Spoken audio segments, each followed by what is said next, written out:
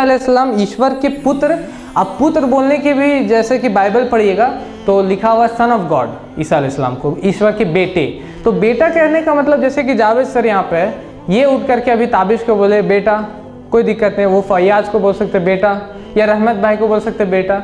लेकिन जब यही बोल दे कि रहमत ही मेरा बेटा है तो क्या हुआ, फ़र्क हो गया।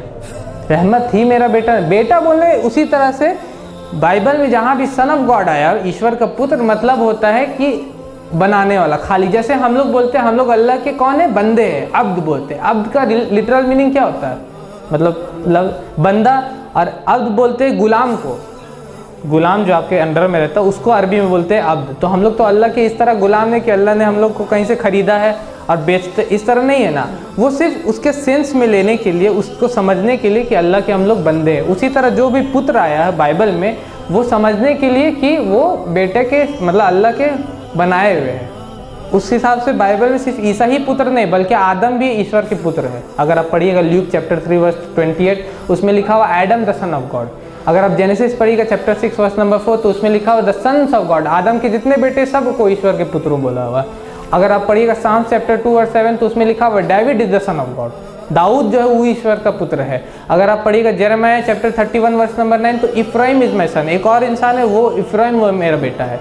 तो बेटा कहने का मतलब क्या हुआ, सिर्फ सिंपल सेंस में कि मेरा बनाया हुआ, मेरा वो खालिक है और उसका सारे मतलब बेटे के समान है।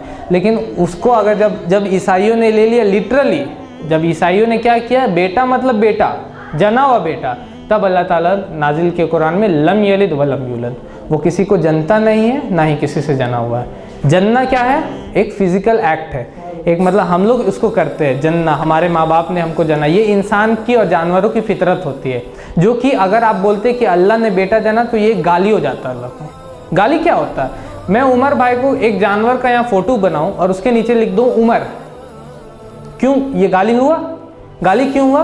क्योंकि उमर भाई एक इंसान है और हम बोल रहे कि एक जानवर उमर भाई है, क्यों उमर भाई की फीचर हम नीचा दिखा रहे।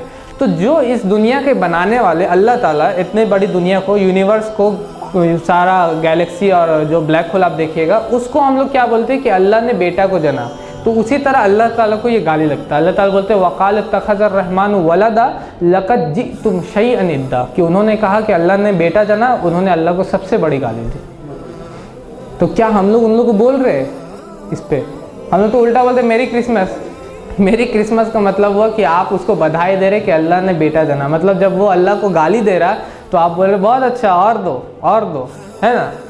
तो ये चीज़ हम लोग को पता ही नहीं कि हम लोग क्या है। आपको तो वहाँ बोला गया था कि आप जाके उसको मना करो, वक़ाल इत्तख़ज़र रहमान वलदा लक़द जिअ्तुम शैअन इद्दा तक़ादुस समावाति यतफ़त्तरन मिन्हु व तनशक्कुल अर्दु व तख़िरुल जिबालु हद्दा, कि अगर आसमान को इमोशन होता, जैसे हम लोग को फील होता है ना, आपको कोई धक्का मार देगा कैसे आपको फील होता है, लेकिन अगर आप आसमान को या पहाड़ को धक्का मारिए उसको फील नहीं होगा, वो इमोशन नहीं। लेकिन अल्लाह बोल रहे हैं अगर उसको इमोशन होता, उसको दिल होता, इस तरह का समझ होता तो वो फट जाता, ज़मीन अलग अलग हो जाता, पहाड़ रेज़र होकर गिर जाते, जो अल्लाह को वो लोग गाली दे रहे जिस पे। लेकिन हम लोग को कोई फ़र्क नहीं पड़ता, हम लोग को कोई एहसास ही नहीं कि अल्लाह को वो लोग गाली दे रहे हैं।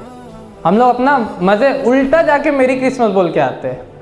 तो हम लोग को पहले समझना होगा, जब आप कुरान पढ़िएगा, जब आप मतलब से पढ़िएगा, तब आपको समझ ये अल्लाह को गाली है और हमको कम से कम उसको बताना होगा उसको कि ये गाली है। और मैंने बताया किस तरह गाली है, जब आप उस ईसाई को भी बताइएगा। तो इसलिए मैं उसको गाली नहीं दे रहा हूँ, लेकिन कम से कम मैं उसको समझा सकता हूँ। ये मेरी जिम्मेदारी कि मैं उसको समझाऊँ, समझे। तो ये चीज़ आपको बताना हमारे चैनल IRPC इंडिया को सब्सक्राइब करें और बेल बटन पे क्लिक करें ताकि हमारा सारा वीडियो